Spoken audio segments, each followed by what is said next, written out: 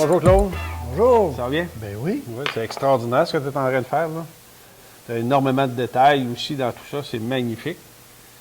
J'imagine que quand tu commences un projet comme ça, tu ne commences pas par la sculpture tout de suite, là. Il y a différentes étapes à respecter pour être capable de faire un travail comme ça.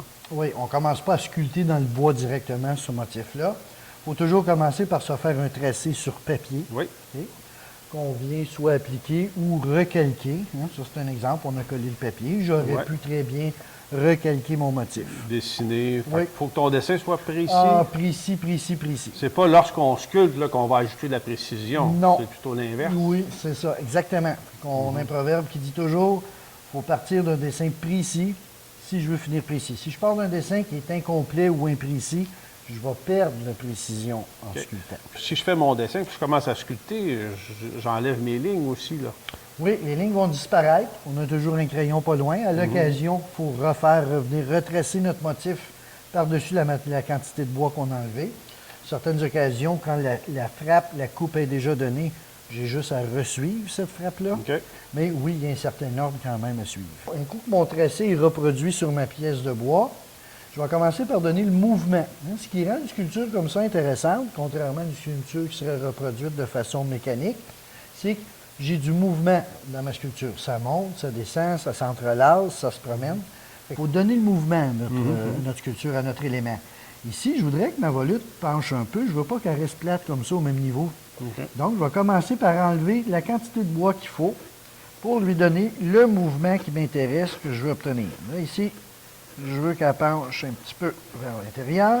Donc, j'ai enlevé le surplus de bois. Pour faire ça, j'utilise une gouge qui n'est pas trop ronde. Hein, justement, je veux juste enlever un surplus de bois. Ici, là, on voit que j'ai initié là, un mouvement. Je ne suis plus au même niveau que tantôt. Là, si j'ai besoin, je peux venir retracer ma forme. Je viens rechercher la courbe de ma volute ici. Là, je vais prendre la gouge appropriée avec la bonne courbure. Là, je vais commencer à venir définir mon élément dans son détail. Fait que je commence par venir trancher en suivant ma ligne. Là, on voit que la gouge, elle suit facilement la courbe. Deuxième étape, j'ai à dégager ma tranche. Là, je viens tranquillement enlever un petit peu de matière. Je reviens trancher. Je peux à nouveau enlever une quantité un petit peu plus grande de matière. Là, c'est comme ça que mon élément commence à prendre forme, que je commence à rentrer dans le détail. Oui, oui.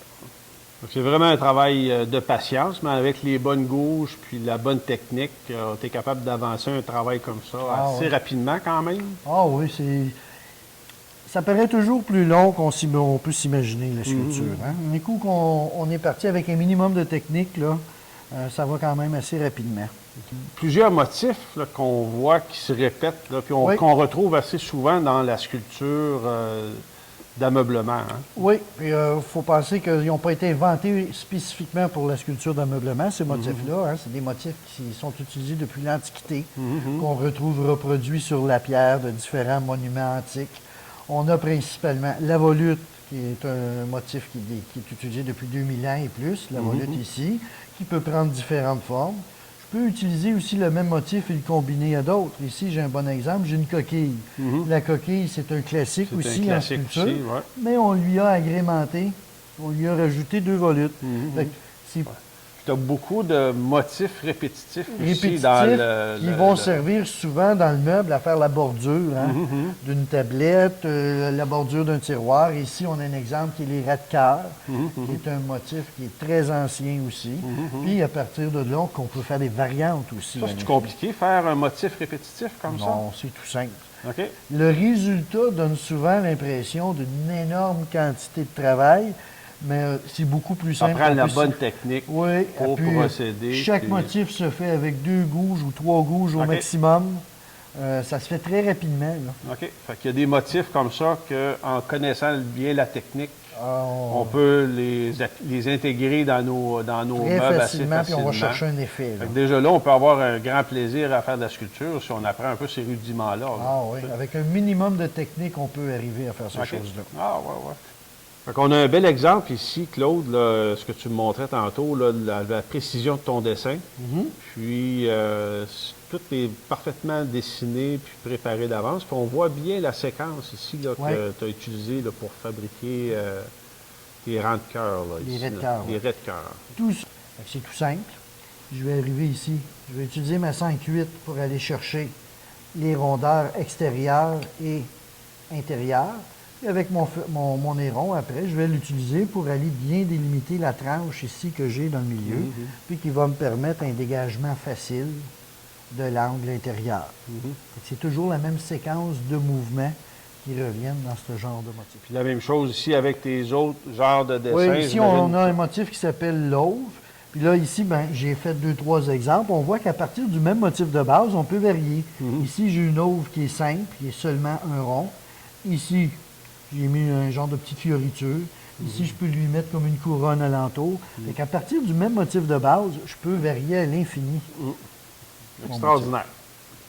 Fait que ici, Claude, on voit un produit fini là, avec sa finition. Avec le produit de finition. C'est là qu'on voit que toute la lumière puis les ombres de la sculpture prend toute son ampleur à ce moment-là. C'est lors de la finition. Elle prend vie à ce moment-là. C'est ça. Fait que c'est vraiment magnifique.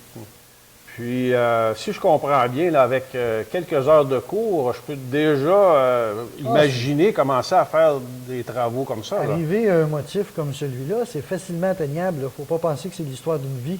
Fait que c'est accessible à tout le monde. À tout le monde. Tout le monde y arrive. Fantastique. Bien, merci beaucoup, Claude, pour toutes les informations. Ça me fait plaisir. On aura sûrement la chance de revivre une autre capsule. De continuer cette discussion-là.